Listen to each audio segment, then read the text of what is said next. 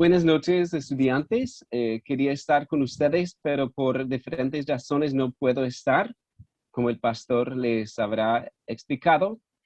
Y quería mirar con ustedes el capítulo 8, la pregunta 8 de nuestro libro, Preguntas y Respuestas sobre cómo interpretar la Biblia. Y la pregunta 8 es, voy a poner aquí la pantalla para compartirla. Y la pregunta es, ¿cómo se ha interpretado la Biblia a lo largo de la historia de la iglesia? Es una pregunta muy importante y es por eso que quise hacer este video y espero que pueda ser de ayuda. Entonces, el pastor Alfredo puede despejar las dudas después de ver este video sobre preguntas y eso del capítulo, ¿ok? Y yo quería hablar de un tema que no está en el libro, porque aquí el libro, la pregunta comienza, en la pregunta 8, la primera sección habla del uso del Antiguo Testamento en el Nuevo Testamento. Yo creo que es importante hacer otra pregunta o ver otro tema que es el uso del Antiguo Testamento en el Antiguo Testamento, que es algo que a veces no pensamos, pero lo que vemos en el Nuevo Testamento es algo que ya también estaba en el Antiguo Testamento. Como mencioné, a veces no pensamos en eso, pero hay citas de otros textos del Antiguo Testamento, dentro del Antiguo Testamento. Cuando se cita textualmente un texto, los autores lo hacen muchas veces. También hay alusiones a otros textos del Antiguo Testamento. Eso es cuando no es una cita textual, pero el autor tiene en mente una idea de otro texto y hace alusión a esa idea.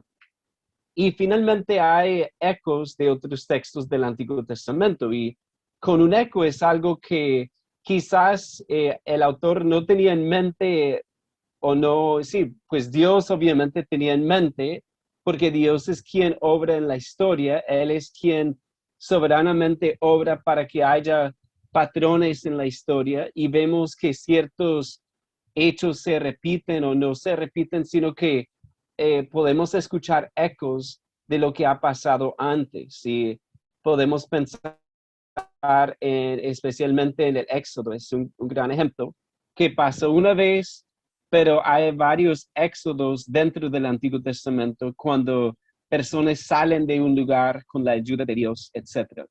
Esto, bueno, de un libro sobre cómo leer Eclesiastés intertextualmente, que es la idea de mirar esas conexiones entre textos.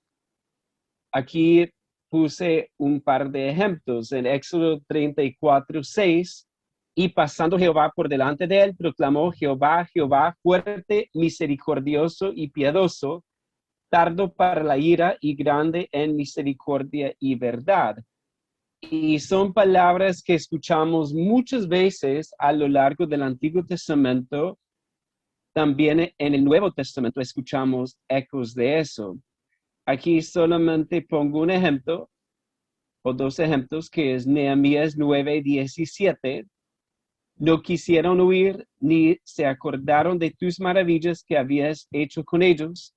Antes endurecieron su cerviz y en su rebelión pensaron poner caudillo para volverse a su servidumbre. Pero tú eres Dios que perdonas, clemente y piadoso, tardo para la ira y grande en misericordia, porque no los abandonaste. Vemos ahí que en Nehemías se citan las mismas palabras y Nehemías hace una aplicación de estas palabras y es algo que vemos en muchas ocasiones en el Antiguo Testamento. Otro ejemplo serían los Salmos 111 y 112. Los invito a ir hasta estos dos salmos para verlo. Este es un ejemplo muy interesante porque son dos salmos que van de la mano, que es siempre bueno leer los salmos con los salmos alrededor. Y aquí en el Salmo 111 dice, alabaré a Jehová con todo el corazón en la compañía y congregación de los rectos. Grandes son las obras de Jehová, buscadas de todos los que las quieren. Gloria y hermosura es su obra, y su justicia permanece para siempre. Ha hecho memorables sus maravillas, clemente y misericordioso es Jehová. Pues ya vimos que son palabras que vienen son ecos de Éxodo 34:6 y también, bueno, un poco más similar a Nehemías 9. Y en eso tendríamos que pensar cuál viene primero, el Salmo o Nehemías. Y no voy a determinar eso porque no lo estudié. Pero aquí vemos que habla de nuestro Dios como clemente y misericordioso. Cuando miramos el 112, vemos que el 112 toma el 101, perdón, el 111 y hace una reflexión, una aplicación de eso. Miren el 112. Bienaventurado el hombre que teme a Jehová y en sus mandamientos se deleita en gran manera. Vemos que el 111 se trata de Dios, el 112 se trata de un hombre que teme a Jehová. El versículo 2 dice, su descendencia será poderosa en la tierra, la generación de los rectos será bendita. Bienes y riquezas hay en su casa, y su justicia permanece para siempre. Resplandeció en las tinieblas luz a los rectos, es clemente, misericordioso y justo. El hombre de bien tiene misericordia y presta, gobierna sus asuntos con juicio. Vemos aquí otro uso de esta misma frase en el 112, hablando del hombre que teme a Jehová. Entonces Jehová es misericordioso y clemente, y el hombre que lo teme o le teme es clemente y misericordioso también. Eso es algo que vemos en el Antiguo Testamento, que los autores toman otros textos y los explican o basen una reflexión, una aplicación sobre esos textos. Ahora, cuando miramos el libro, la sección sobre el uso del Antiguo Testamento en el Nuevo Testamento, vemos alguna explicación de esto. Y yo quería poner un par de ejemplos. Por ejemplo, en Habacuc 2:4, si quieren encontrar esa cita, a veces no es tan fácil encontrar Habacuc.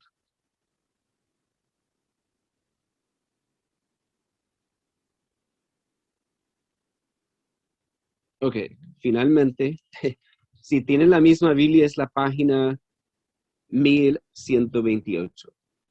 Ahí en Habacuc 2:4 dice, he aquí que aquel cuya alma no es recta se enorgullece, mas el justo por su fe vivirá. Y aquí en mi Biblia, por lo menos, tengo 3 citas cruzadas, referencias cruzadas, Romanos 1:17, Gálatas 3:11 y Hebreos 10:38, que es un pasaje bastante citado. Cuando miramos en el Antiguo Testamento aquí, tendríamos que estudiar la situación de Habacuc, como venían o llegaban los babilonios para conquistar a la nación, y está hablando aquí que el justo por su fe vivirá. Habla especialmente de vivir de una manera fiel al pacto en medio de mucha presión. Y algunos han dicho no, que Pablo no usa bien el texto entonces porque Habacuc no está hablando de la salvación. Pero lo que tenemos que ver es que Pablo toma en cuenta de una manera muy amplia todo lo que Habacuc está diciendo. Porque, por ejemplo, al final de Habacuc, ¿cómo termina? Miren conmigo Habacuc 3:17. Aunque la higuera no florezca, ni en las vides haya frutos, aunque falte el producto del olivo y los labrados no den mantenimiento, y las ovejas sean quitadas de la majada, y no haya vacas en los corrales, con todo yo me alegraré en Jehová y me gozaré en el Dios de mi salvación. Jehová el Señor es mi fortaleza, el cual hace mis pies como de ciervas, y en mis alturas me hace andar. Vemos aquí que Habacuc habla de vivir de una manera fiel, pero obviamente no hay una contradicción entre fidelidad al pacto y la fe en Dios. Y ciertamente el final del libro es una expresión de fe en el único Dios que puede salvar. Cuando llegamos entonces a Romanos 1:17, vemos que no es una mala aplicación de esto, sino que Pablo toma esas palabras y las aplica a la salvación. Ahí dice en el 1:16, porque no me avergüenzo del evangelio, porque es poder de Dios para salvación a todo aquel que cree, al judío primeramente y también al griego. Porque en el evangelio la justicia de Dios se revela por fe y para fe, como está escrito, mas el justo por la fe vivirá. Vemos aquí que Pablo toma textualmente unas palabras del Antiguo Testamento y las aplica a la salvación. Y eso es algo que vemos en el Nuevo Testamento, que a veces los autores usan las palabras del Antiguo Testamento en un contexto nuevo, pero no van en contra de ese contexto, sino que pues aplican estas palabras a otra situación similar. Vemos también que hay alusiones a textos del Antiguo Testamento, y aquí un ejemplo interesante sería Mateo 1:21. Miren conmigo esto. Mateo 1:21. Dice, y dará a luz un hijo y llamarás su nombre Jesús, porque él salvará a su pueblo de sus pecados. Y aquí yo tengo en mi Biblia, puse dos alusiones en ese texto. Ahí primera de Samuel 9:16, que es un anuncio de la vida, sobre la vida de Saúl, que él iba alusión a lo que decían Jueces 13:5, a su pueblo de los filisteos. Entonces Mateo toma textualmente algunas palabras, las cambia un poco porque no dice filisteos, sino que salvará a su pueblo de sus pecados. Pero si conoce el nacimiento de Sansón, que Sansón también nació de manera especial, hubo un anuncio de su nacimiento por medio de un ángel, al igual que Jesús, y vemos que hay muchas similitudes entre Sansón y Jesús. Pero también vemos que hay muchas diferencias, porque Sansón fue todo un fracaso, mientras que Jesús hizo todo perfectamente. Y igual con Saúl, el primer rey, terminó su reinado terriblemente, ¿cierto? Entonces, en ese caso es una alusión que enriquece nuestra lectura y nos trae a la memoria personajes históricos del Antiguo Testamento y nos ayudan a ver más la gloria de Cristo. Otro ejemplo interesante sería Romanos 8:20. Romanos 8:20, y podríamos, bueno, interpretar todo el pasaje, pero solamente el 20 dice, porque la creación fue sujetada a vanidad, no por su propia voluntad, sino por causa del que la sujetó en esperanza. Obviamente aquí hay una referencia a la creación en Génesis y a la maldición sobre la creación en Génesis 3. Vemos esa referencia clara, pero también esa palabra vanidad es la misma palabra en griego en la Septuaginta, y recordemos que la Septuaginta es la traducción del Antiguo Testamento al griego, que es una traducción hecha más o menos, pues no tenemos la fecha exacta, pero quizás unos 200 años antes de Cristo. Y vemos que los autores del Nuevo Testamento usan mucho la Septuaginta para sus citas. Entonces aquí es la misma palabra que vemos en Eclesiastés, cuando dice vanidad de vanidades, todo es vanidad. ¿Cómo enriquece nuestra lectura cuando entendemos eso? pues vemos aquí en Romanos 8 que está hablando de la frustración de la misma creación. Está hablando de que la creación no está cumpliendo exactamente como Dios quiere o quería para su creación.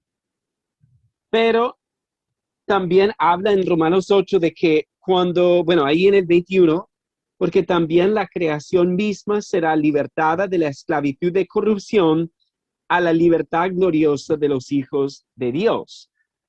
Eso pues nos indica que cuando Cristo venga, Él va a quitar esa maldición, ¿cierto? Pero eso nos ayuda a entender un poco sobre Eclesiastés, porque Eclesiastés habla de una manera muy única, ¿verdad? Muchos han pensado que no debe estar en el canon, en los libros inspirados por su enfoque. Pero cuando entendemos que está hablando de vivir en un mundo caído, en un mundo sujeto a vanidad, eso por la misma maldición que Dios puso sobre el trabajo, sobre el mundo y la creación, nos ayuda a entender que es realmente una ayuda para vivir en un mundo caído. ¿Okay? Entonces son algunos ejemplos de cómo esto nos puede ayudar. También hay ecos de textos del Antiguo Testamento la diferencia entre alusiones y ecos no es tan clara tal vez, pero aquí miren, por ejemplo, un eco en Mateo 3:17. Dice, y hubo una voz de los cielos que decía, este es mi Hijo amado en quien tengo complacencia. Digo que es un eco de Isaías 40, debe 1. Miremos ese texto.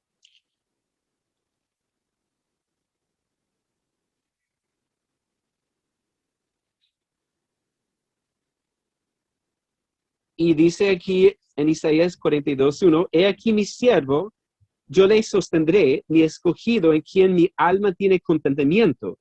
He puesto sobre él mi espíritu, él traerá justicia a las naciones. Aquí digo que es un eco porque no son las mismas palabras exactas, sino que vemos en Isaías 42:1 la misma idea. Incluso el espíritu está sobre el siervo. Y vemos aquí también con el bautismo de Jesús que viene el espíritu sobre él. Y vemos ahí casi las mismas palabras en el 17, este es mi Hijo amado en quien tengo complacencia. Mientras que en hebreo dice en quien mi alma tiene contentamiento. Pero vemos ahí claramente que ese eco nos ayuda a traer a nuestra mente la esperanza de Isaías, de ese siervo que vendría, que sería el Mesías, que vendría en el poder del Espíritu. Y obviamente eso nos trae a la mente otros pasajes de Isaías, Emmanuel, en el capítulo 9, el capítulo 11, que el Espíritu vendría sobre él. Y obviamente el 53 también, el siervo sufriente que muere por nosotros. Entonces son algunos ejemplos de cómo podemos leer la Biblia de una mejor manera de tener en mente estos textos del Antiguo Testamento. Bien, en la página 73, el autor habla ahí en el punto 3, él dice ahí, los autores del Nuevo Testamento emplearon el Antiguo Testamento de manera tipológica y mesiánica. Y vamos a ver eso más adelante en la pregunta 23. Esto quiere decir que ellos vieron la revelación anterior de Dios como anticipatoria, alcanzando su clímax en el cumplimiento de la venida del Mesías Jesús. Las intervenciones previas de Dios apuntaban a la venida de Cristo Jesús y podían ser citadas como anticipaciones históricas del sacrificio final, de la redención final, de la liberación final, de la solución final. Y aquí, pues creo que es importante entender que a veces cuando el Nuevo Testamento dice que es un cumplimiento no siempre es algo profetizado con un referente directo a Jesús, sino que vemos un ejemplo aquí con Mateo 2. Miren Mateo 2:15, como estamos cerca. Y dice, y estuvo allá en Egipto hasta la muerte de Herodes, para que se cumpliese lo que dijo el Señor por medio del profeta, cuando dijo, de Egipto llamé a mi hijo. Está hablando del relato cuando los papás de Jesús y él bajaron a Egipto. Y cita un pasaje de Oseas 11. Cuando miramos la cita en Oseas 11, eso también me va a costar, esos libros pequeñitos, pero busquen Oseas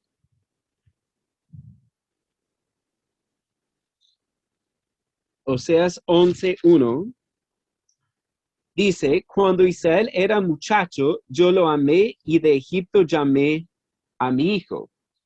En el contexto original de Oseas, está hablando del Éxodo, está hablando de cuando Dios llamó a su pueblo y llegó a ser su Señor, su Padre, podríamos decir, lo hizo su Hijo, y claramente está hablando de eso. Entonces, cuando Mateo usa el pasaje, ¿qué está diciendo?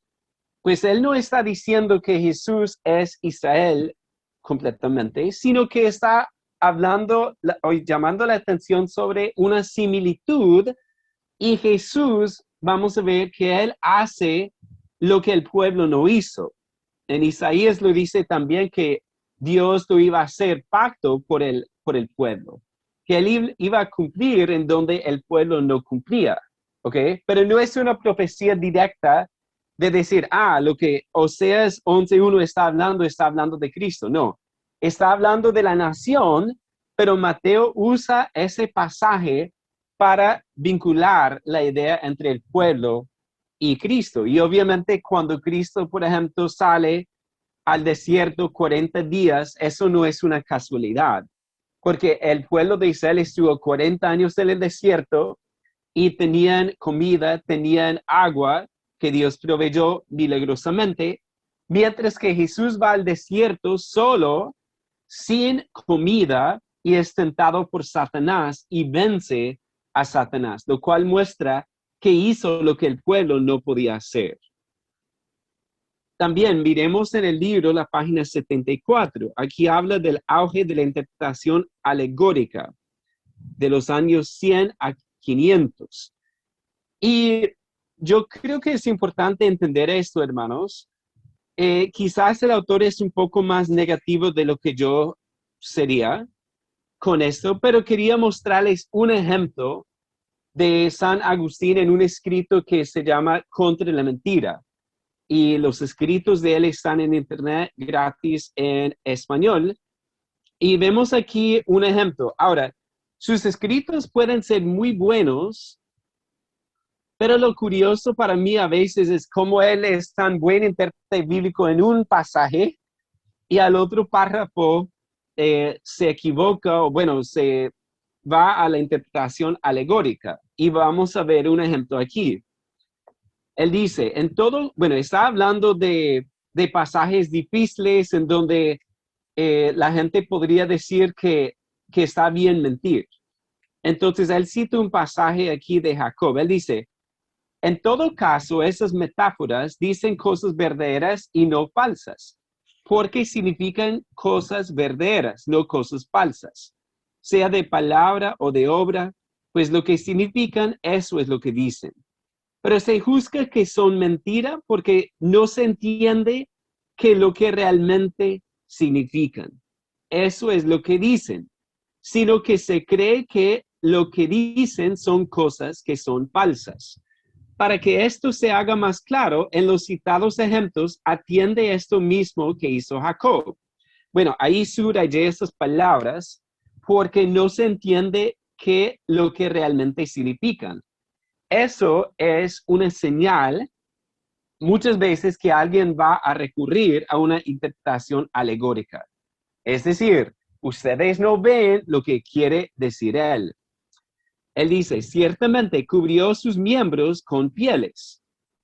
Si buscamos la razón inmediata, pensaremos que ha mentido, pues hizo eso para que se pensara que era el que no era.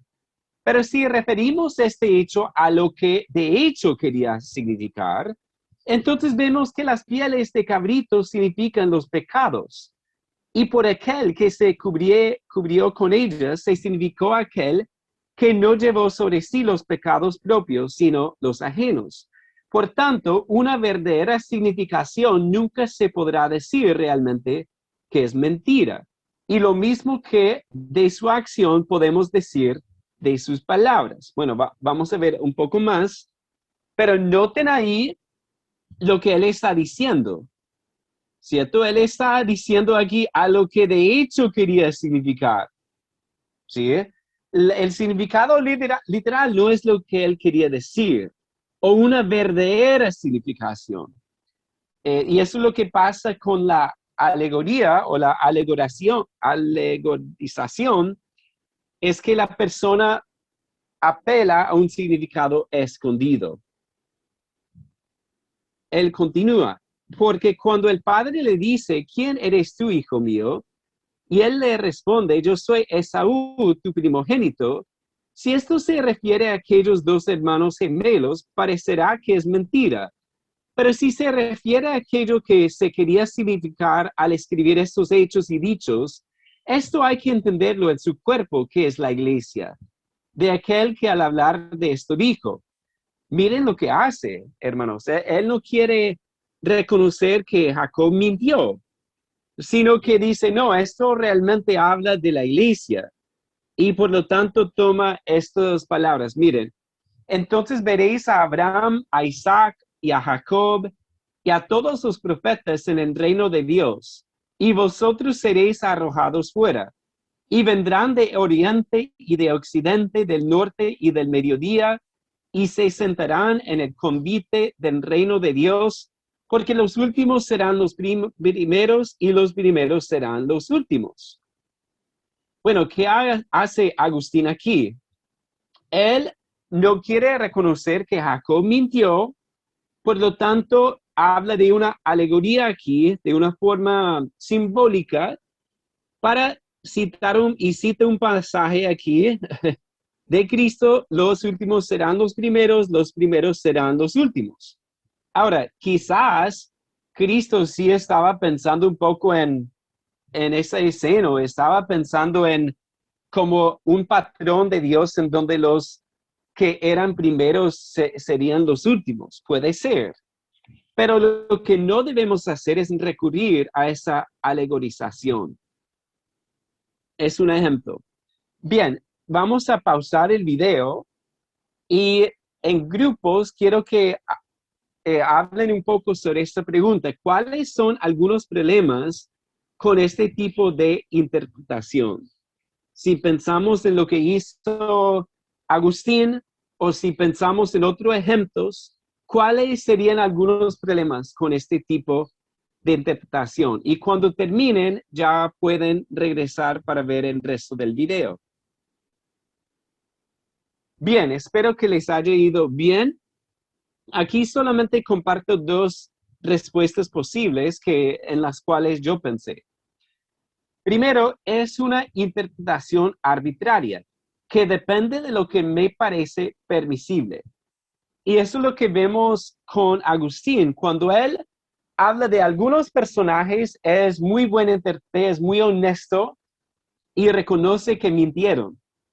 En el caso de Jacob, y no sé por qué, pero para él era imposible pensar que Jacob, uno de los padres de la nación, mintiera. Mientras que si tenemos una buena interpretación, debemos decir, sí, mintió, no vamos a defenderlo. Entonces es bastante arbitraria. ¿Por qué defender a Jacob aquí y no defender a otro en otra ocasión? También en la página 75 de nuestro texto de Plumer, ahí ese primer párrafo arriba, la última oración dice, pero incluso con estas garantías es importante tener en cuenta que el intérprete está dando un significado al texto que el autor inspirado no tenía en mente para nada. Creo que aquí es otro otro punto importante que debemos pensar cuál o qué quería decir el autor. Si el autor no tenía eso en mente para nada, no debemos imponer un significado nuevo. Ahora, obviamente el Espíritu Santo era el autor también, y por eso no debemos siempre pensar solamente en lo que pensaba el autor humano, sino que a la luz de toda la Biblia podemos ver también a veces que Dios estaba haciendo algo más con sus palabras o algo que pasó. Y obviamente vemos eso a la luz de la interpretación después, o sea, la revelación progresiva. Bien, en cuanto a la sección siguiente, la página 78, que habla del cuádruple significado de las escrituras, la edad medieval. Y en esto también la forma en que él plasma eso es una forma bastante negativa. Personalmente creo que tiene sus problemas, sí, pero también hay una forma más responsable que vemos en esa edad medieval. Y voy a poner aquí en pantalla un escrito de Tomás de Aquino, más o menos del siglo 1000, bueno, creo que 1000 y pico, 1100, 1200, no tengo la fecha exacta, pero su suma teológica, la primera parte, cuestión 1, artículo 10. Entonces, vamos a mirar esto. Aquí está. Entonces, el artículo 10, no vamos a leerlo todo, voy a agrandar la letra un poco, pero miren la pregunta, ¿el texto de la Sagrada Escritura tiene o no tiene varios sentidos?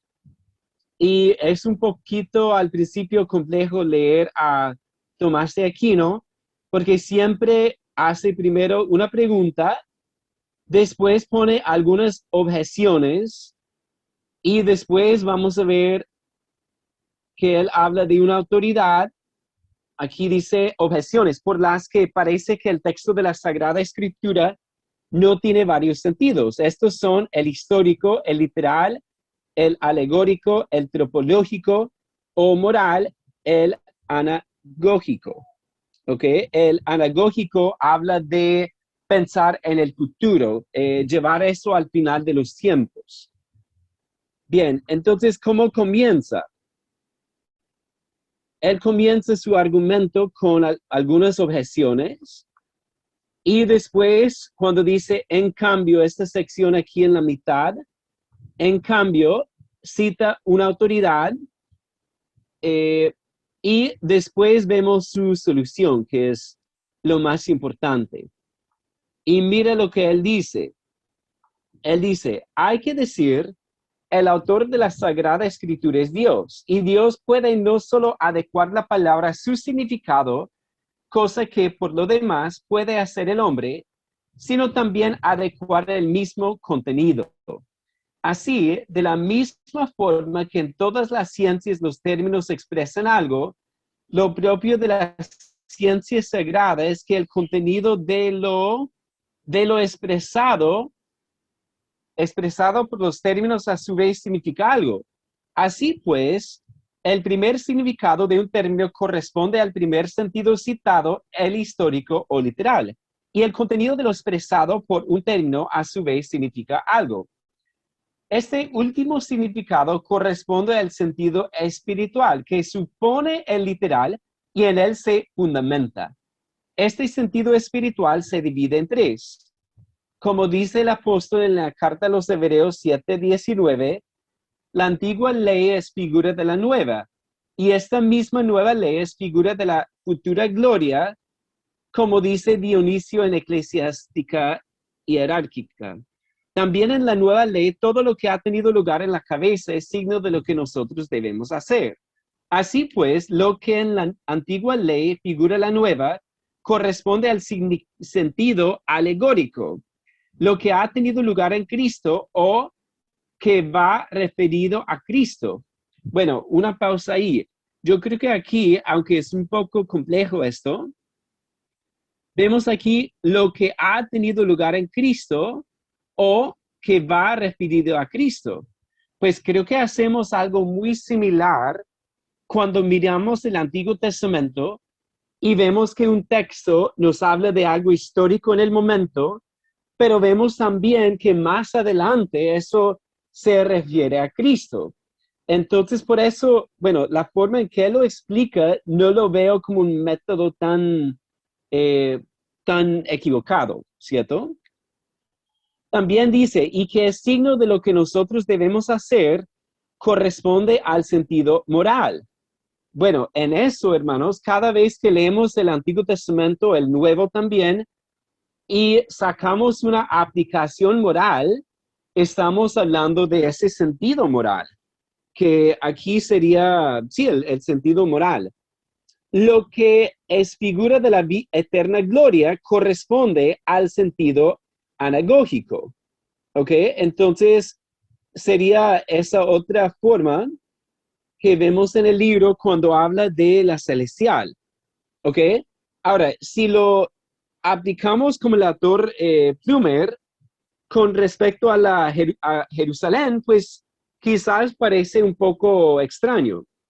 Pero cuando pensamos en otros ejemplos, vemos que, por ejemplo, cuando el Antiguo Testamento habla de la paz que va a reinar o algo, obviamente eso nos lleva a la Nueva Jerusalén finalmente. Entonces, en eso no veo tan equivocado este método.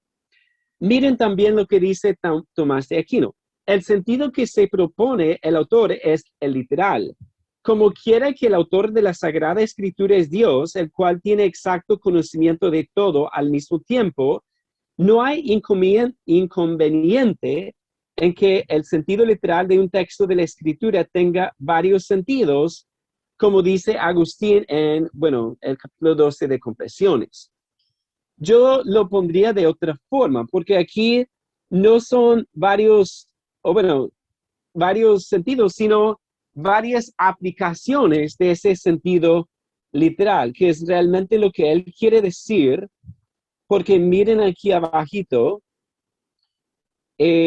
respuesta a las objeciones. A la primera hay que decir, la diversidad de sentidos no engendra ningún equívoco o cualquier otro tipo de ambigüedad, pues como ha quedado dicho, estos sentidos no se multiplican porque un mismo término tenga muchos significados, sino porque el contenido de los significados por los términos puede significar otra cosa. En este sentido, nada en la escritura se presta a confusión, puesto que todos sus sentidos parten de uno, el literal. Solo del sentido literal puede partir el argumento, no del alegórico, tal como dice Agustín en su carta a Vicente el Donatista.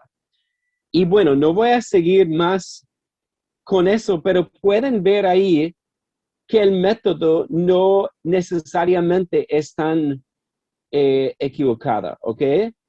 Obviamente el método puede estar bien, pero en la aplicación se puede equivocarse bastante, ¿cierto? Como vimos con Agustín.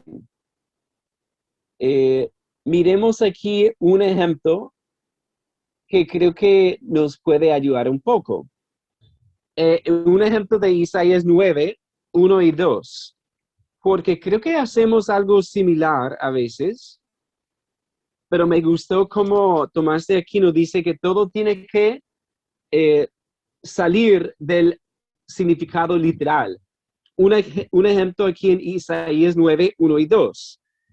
Mas no habrá siempre oscuridad para la que está ahora en angustia, tal como la aflicción que le vino en el tiempo que livianamente tocaron la primera vez a la tierra de Zabulón y a la tierra de Neftalí, pues al fin llenará de gloria el camino del mar de aquel lado del Jordán en Galilea de los gentiles.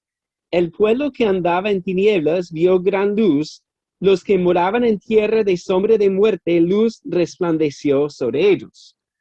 Pues ahí que vemos que en Isaías 9, en su contexto original, si pensamos en eso, está hablando de la libertad de Babilonia, porque ellos iban a ser conquistados y después iban a ser libertados, ¿cierto? Librados de los babilonios, de los ataques que venían del norte. Pero vemos también que se cita el pasaje con el ministerio de Jesús en Mateo 4.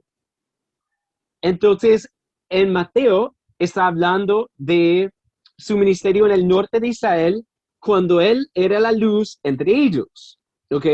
Entonces, al leer Isaías 9, viene a nuestra mente el significado original, viene a nuestra mente también lo que hizo Cristo, y en el contexto del capítulo 9 de Isaías, también viene el contexto del milenio, la gloria del reino de Jesús, porque en el 7, por ejemplo, bueno, el 6, porque un niño nos es nacido, hijo nos es dado, y el principado sobre su hombro, y se llamará su nombre admirable, consejero, Dios fuerte, Padre eterno, príncipe de paz.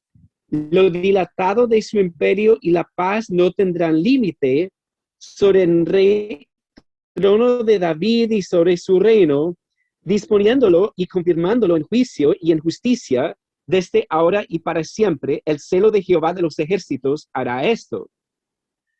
Ahora, los versículos 1 y 2, también al leerlos en su contexto, nos pueden llevar a ese tiempo final, la gloria del reino de Jesús, y podemos entender que finalmente Cristo, la luz, está reinando y habrá paz en Galilea, ¿cierto?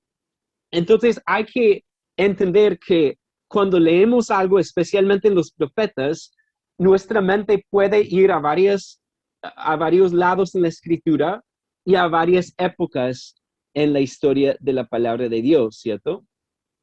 Miren también, cuando miramos el capítulo, hay una sección sobre la interpretación de la reforma. Y hay una palabra ahí importante, ad fontes, ahí en la página 79. ¿Ok? Ad fontes, ¿qué significa? Significa a las fuentes. ¿Ok? A las fuentes. Entonces, voy a hablar solamente así para que me puedan ver mejor. Pero ahí ad fuentes, a las fuentes, pues fue algo que empezó antes del tiempo de la Reforma, con el regreso a los idiomas originales, al griego, al hebreo, a los manuscritos, un deseo de leer lo que estaba escrito en la palabra de Dios. Y solamente quería aclarar algo. Él habla de sola escritura o escritura, y él dice solo la Biblia. Pero realmente sola escritura significa que la única autoridad infalible es la escritura. Él no está diciendo, enciérrate con tu Biblia, solo la Biblia, sino que está diciendo que la única autoridad final es la palabra de Dios. No es la iglesia, es la palabra de Dios. Y ahí también cita a Juan Calvino, que dijo, debemos tener una reverencia más profunda por las escrituras en vez de concedernos a nosotros mismos la libertad de ocultar su significado natural. Y es algo que vemos en Calvino, que él tenía un respeto muy grande por las escrituras, y es por eso que hasta el sol de hoy sus comentarios son valiosos, hermanos. Bueno, otra cosita que iba a decirles era sobre, bueno, el escepticismo. La última sección del capítulo, la página 80, y él pone la fecha 1650 hasta el presente, ¿cierto? Y vemos ahí cómo surgió este escepticismo, ese racionalismo, ese deseo de someter la escritura al intelecto o a las ideas humanas.